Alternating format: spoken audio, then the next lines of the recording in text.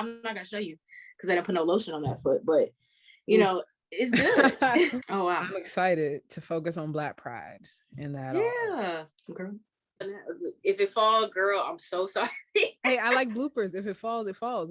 Okay. Welcome to Couch Time with Kayla series. We're back, and this time we're focusing on Black Pride, specifically the LGBTQ plus experience for our Black community. And today I have someone who is very dear to me. You've probably seen us in a lot of Insta lives together talking about mental health. And now you're on my platform, which makes me excited. So this is Ebony. So Ebony, just tell the people watching a little bit about yourself. Okay, well, thank you, Kayla, for having me on. My name's Ebony Holloway. I like to, well, my pronouns are she, they, and I like to make videos. I like to create art, artist at heart, also vocalist. I just do a lot of things that keep me going. And like Kayla said, I have had a Therapy Thursday, segment that has gone on because therapy has just changed my life so much and incorporated so much joy back into my life that I want to spread it, let everyone know that it's a normal thing to do, and just, do it for you. Yeah. I feel like you kind of throwing in like the destigmatizing of therapy. Just go in and go out. I love it. I got my own as well. Okay, so since this is talking a little bit more about Black Pride, I wonder if you could tell people just a little bit about your queer journey. Oh, I'm gonna be honest with you. I feel that my queer journey has been the most boring. Because a lot of people have had a lot of, trauma, turmoil when it comes to coming of age and things like that. And I really do enjoy this intersectionality between, queerness and Blackness. What I would have to say is, because I'm really big on not putting labels on myself and things that I do, but I do identify more with pansexual because to me, when I look at people and when I feel an emotional connection or like a sexual attraction to anyone, it doesn't really have anything to do with what their gender per se is. So me coming of age, I really did not, I just thought it was normal, like when you don't, have this conversation like out loud, like a lot of people don't. I just thought it was normal to just, like people, just, I just love everyone, and I never really had, oh, am I supposed to like girls or am I not? Because I never really had that really happen to me until I met my fiance, Morgan. And I just fell in love with her because I fell in love with the person that she was. And prior to getting into a relationship with her, I actually was in a relationship with two other presenting male identifying people. And for me, they didn't obviously didn't last because I'm with Morgan now, but I was in this relationship and I know I wasn't, quite really happy. I didn't really feel right because I just believe that I just didn't find that person yet. And they're beautiful people, I have nothing against them.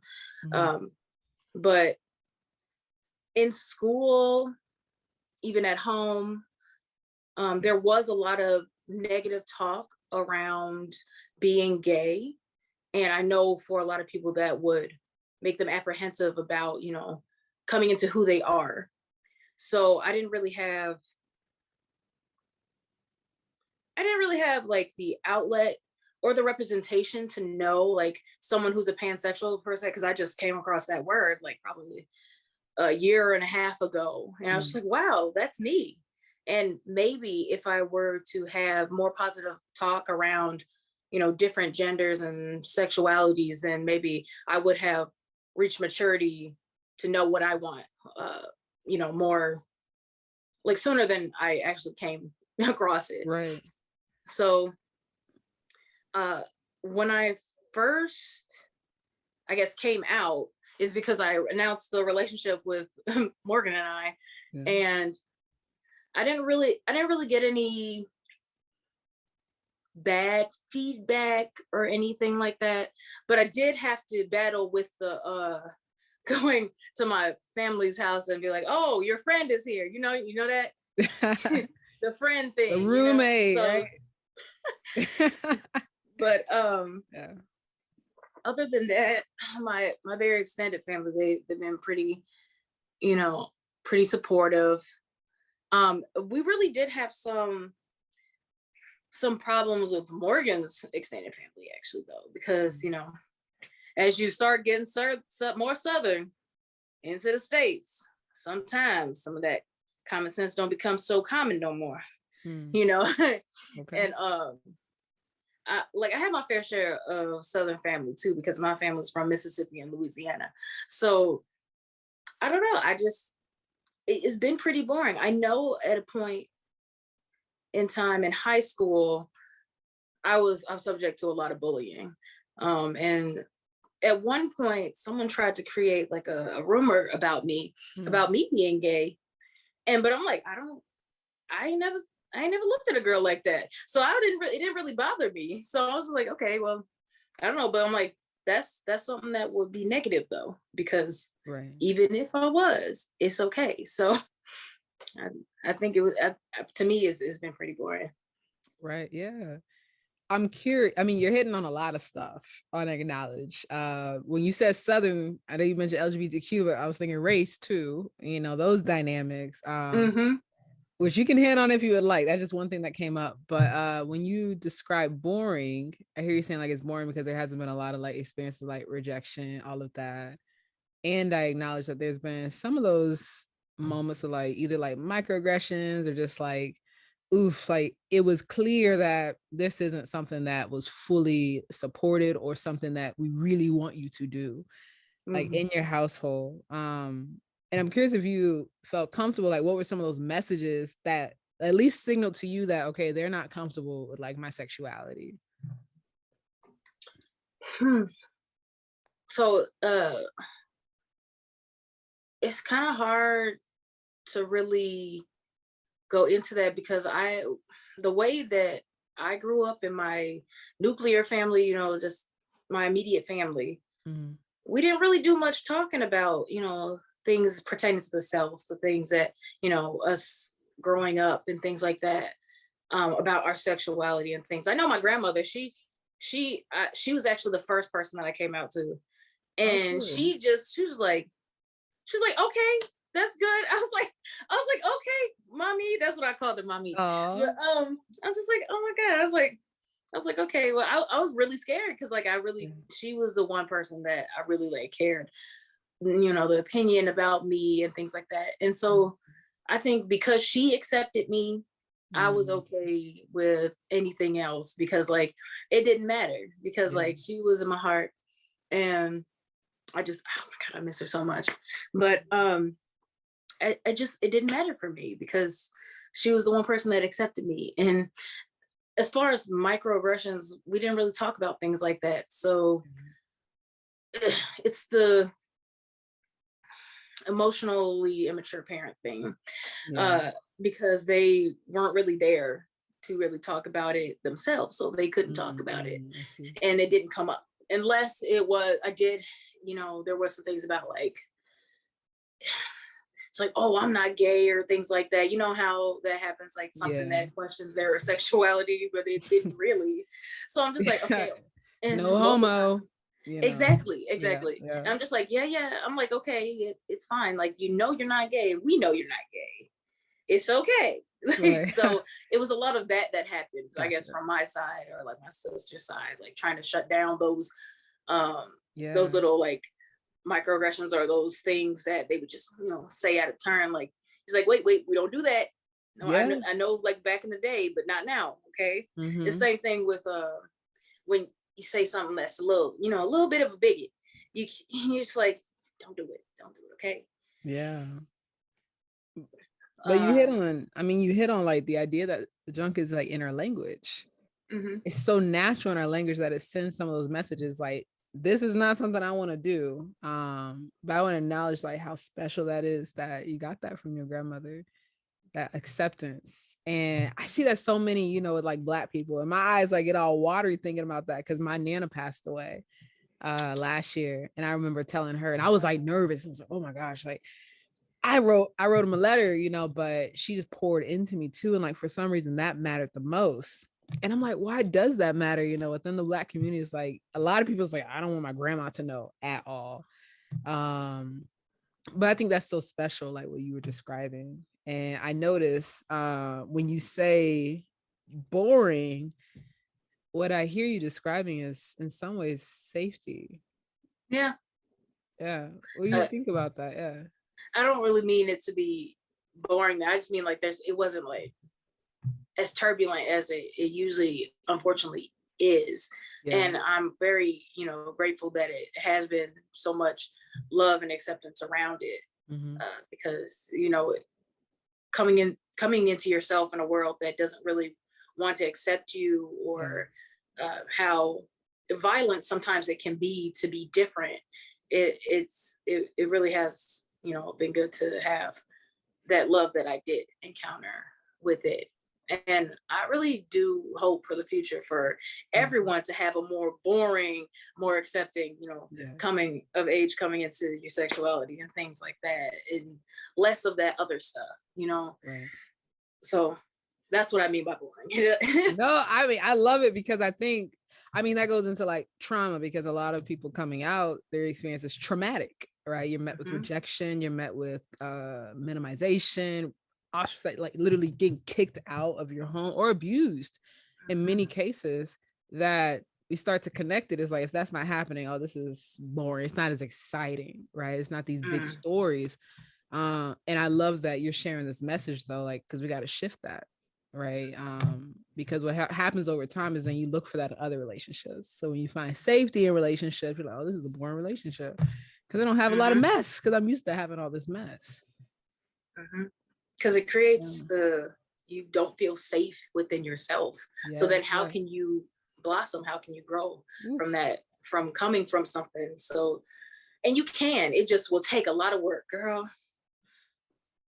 and it don't really have to be like that. That's really why I really, I had a talk with someone actually, because we were talking about coming out.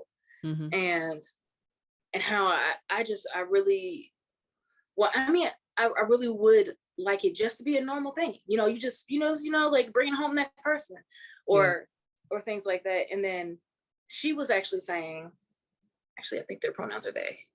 They were actually saying that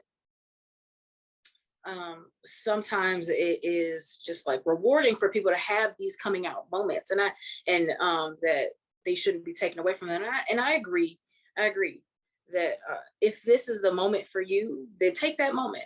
But if it's not, make it normal, you know, just make it your own, you know, and it doesn't have to be, you know, turbulent. No, absolutely. I hear you. Like, it should be natural, like to just love who you love, and it not be something that needs to be a big deal. Right. Because society's creating this, you know, you're coming out like, boom, like this is who I am, because you're rejecting what society tells you should be. And here it's like wanting to just be a part of it. And that's what stood out to me when you were telling me even just a little bit about your queer journey. It's just like, I never thought this was wrong. I'm just out here living my best life, you know, just loving people. And that's beautiful. You don't get to hear that a lot from people within the LGBTQ community. I think you hear this a lot from people within, you know, the heteronormative community. It's like, oh, I never had to think, this is just what I do. So it's actually encouraging. I'm glad you share that for people who are listening. It's like, you don't have, this is okay. You know, this can be natural for you just to be who you are. And don't force it. Like if you happen to love someone, all right. If you don't, then there is a sexuality where they, you know, they don't, is it asexual? I believe it's asexual, where they're just not, you know, you just are who you are.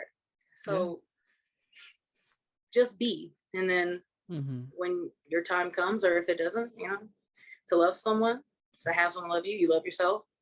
Just live. Yeah, absolutely. And so since we're talking about queerness, I want to acknowledge gender queerness, because there's people here that probably don't understand pronouns that are listening. And I see that you identify with they pronouns as well. And so I'm curious if you feel comfortable kind of talking even about your like journey within gender expression, gender identity. I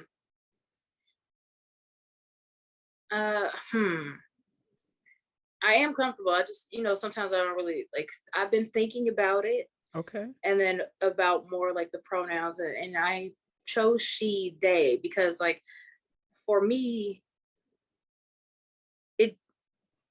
sometimes I don't feel a feminine energy. Sometimes I don't. Sometimes I feel that they is just fine, because I don't feel attached to female or male. I just feel me. Yeah. So that's why I chose she, they, because I do like, female presenting things sometimes, but sometimes I'm just, I'm just me today.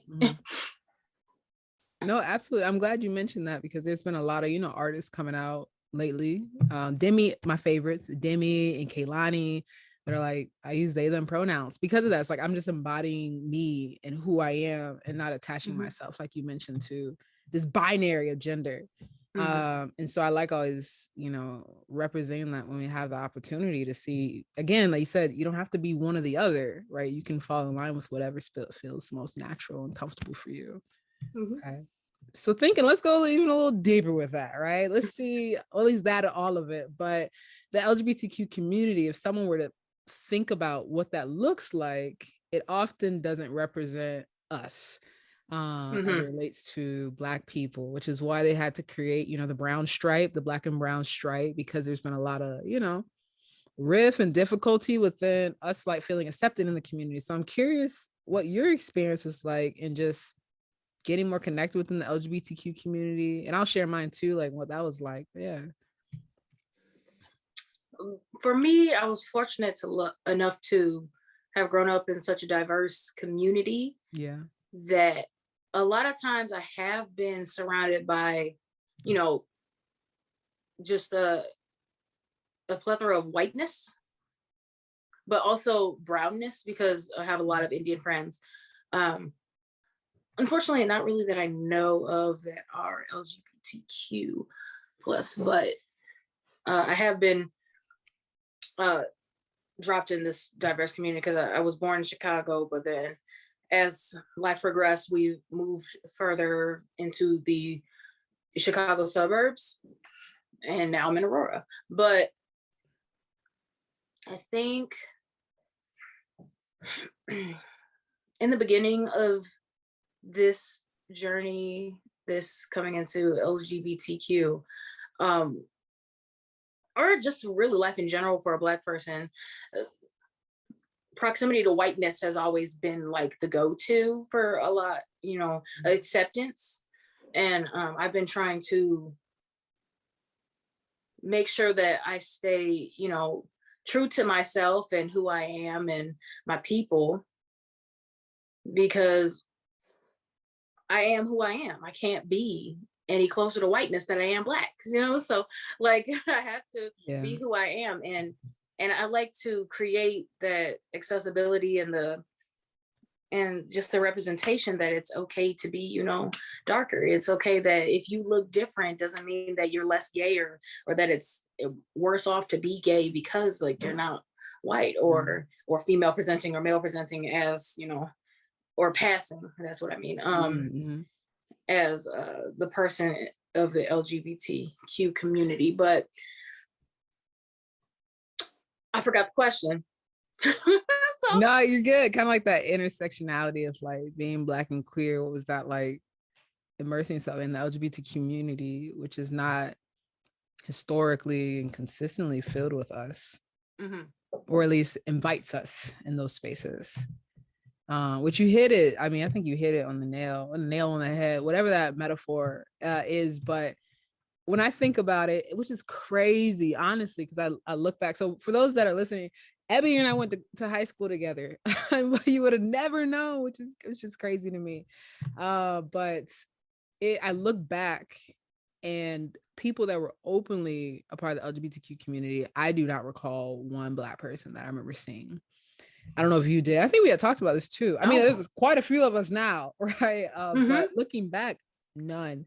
And I distinctly remember even going to college, I didn't know any until maybe my senior year that were Oh, wow. openly Black and queer.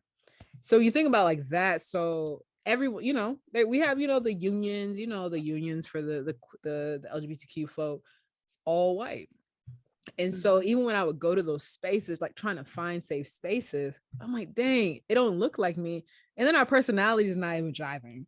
So I'm just Mm. like, dang, it can feel really lonely. And a lot of Mhm. people, when they're trying to go to these spaces, you even go to Pride, pictures of Pride, the things that people are doing at Pride often can sometimes not be in alignment, even with Black culture and community.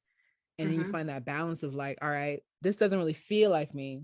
But then if I go straight into the Black community and I express my queerness or whatever, don't feel accepted there. You don't feel like you can fully embody yourself there. So it can create this feeling of masking of an identity and what that does to somebody and their mental health over Mhm. time. The loneliness. You can't find an island, because I know like a lot Yeah. of Black people are used to trying to find an island anywhere you go, and Yes. then especially in this space where it's supposed to be your island, you still don't Mhm. really have that island. Yes. And then over time, it makes a lot of sense, why mental health drops significantly. Mhm.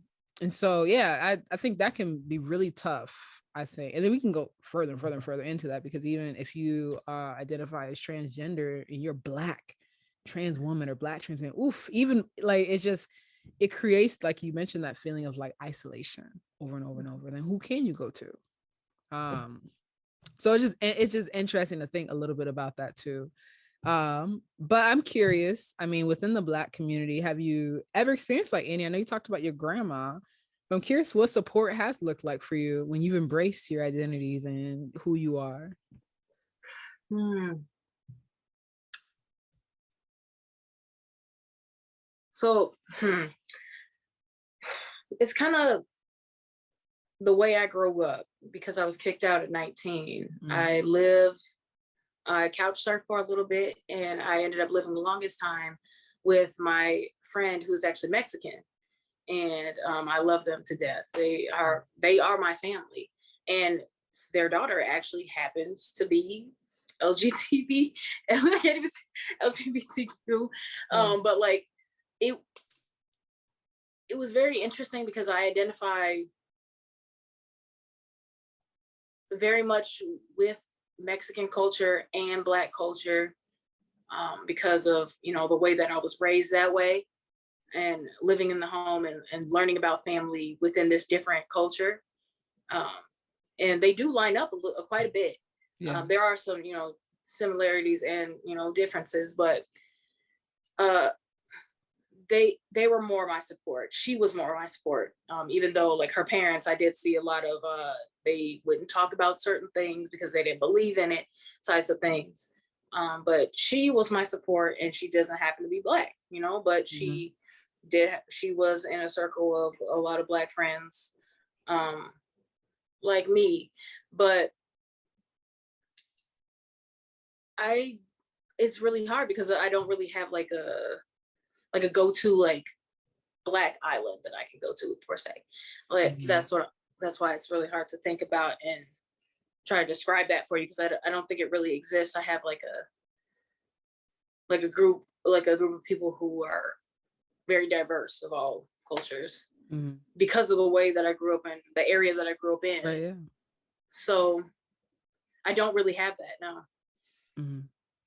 Yeah, no, I'm glad you mentioned that, because I imagine there's a lot of people listening that might feel the same sentiments for whatever reason, whether that's location, experiences. But I also want to acknowledge, and we don't have to hit on it, that there are other hurts that happen that aren't related to sexual orientation, all of that, Mhm. right? Gender identity. But it's the idea, even I hear, is like Black queer people have other life happening that is difficult and hurt. And then you have all these other things that you also have to deal with, where there's rejection and marginalization and all that on top of it, which just makes life harder and more complex and more things you have to deal with and process through. And I'm Mhm. happy that you found community, because that's the most important part, right? It's great. Yeah. If you're able to have community with shared experiences racially, all of that. Right. But the idea that you found community that uplifted you when you needed it is huge. Right. And acknowledging that you had that support, I think that's awesome. So thinking, I know I'm just throwing stuff. You soak it in like any, right. Any other thoughts on that? I think it would have been nice to have, Yeah. the Black community Yeah. to help me come into the person that I am. Because, there are certain jokes, colloquialisms that are just, to us, that it would help me feel home in who I am. Yeah. And be able to really embody it. So if I had that, and I'm not knocking what I did have, because it has really helped me become the person I am. But if I did have that, it would make me that much more stable. Yeah. As the queer person that I am. Because then it brings it home. It brings it to me the way I, take it. Yeah. The way you're describing home just feels like security, right? Just like you use the word stable, like, and that hit me. I'm like, oof, you're right. Like, wow, if the community that you're a part of, you had that to also support and embody who you are, that would make you feel more at home and secure. And you're right. I mean, when I think about that, I posted the video about the little girl who came up and talked to me and all that.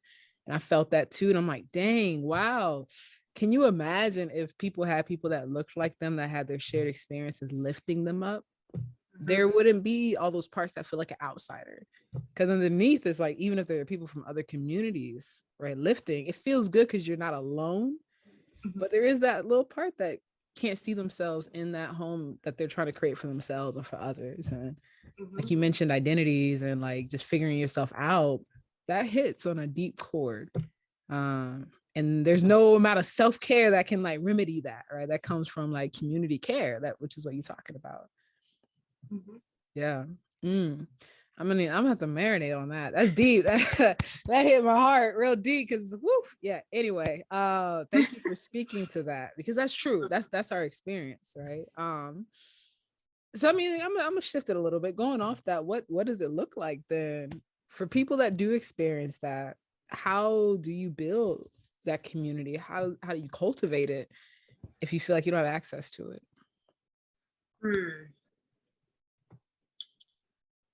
You mean like the community, like the Black community for myself? How do I build that? Yeah, or you can speak in general terms. Yeah. Oh, or just building community in general? Okay. Well, I guess I can answer to both of it then, with just finding the people that you really vibe with, right?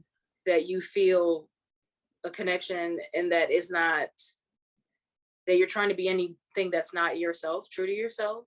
And then you're like, hey, actually, I didn't mind talking to this person. That's where it starts. And then you actually, go to reach out. I know for a lot of people, it's hard for people to extend that invitation to, it could just be like a phone number, a text, a DM. A lot of people do Snapchat. Like, it could just be that. And then you build off of that. You start being in each other's lives, just seeing where each other are going. And then you actually make plans to do things, or things that you both care about. It's just like making a new friend, slowly. And then you slowly build that community around it. Right. So I know it's easier through school to do that, like through college, building the community, joining different, I know there are like Black diversity groups. And I really wanted to, there's like a Black leadership group at COD it's College of DuPage, that I really want to join. Okay. Because I think I could help a lot of people, find their way, not even just the college, but like, life in general. Because, it's hard being out here alone, especially when you're plopped in the middle of this like very white island, Yeah. And just finding, the things that make you feel secure, like the music, the art, the sports, the things you like. So. Absolutely. So yeah, I like how you gave like clear steps in building. And I'll add to that too, is if you feel authentic enough in yourself to keep showing up as yourself, because somebody else who's wondering or thinking is going to gravitate to you. And I think that's something I've learned. Although I hate it, 'cause I'm like, dang, y'all couldn't have come out in college. You know, we was all together. I could have benefited. Right. But everyone has their timeline, and it's not safe for everyone. And so the more you show up, sometimes you might be the start or the catalyst of a community that needs to be built. And honestly, I look at like the community, like speaking of what you were talking about, that was me for a lot of my life.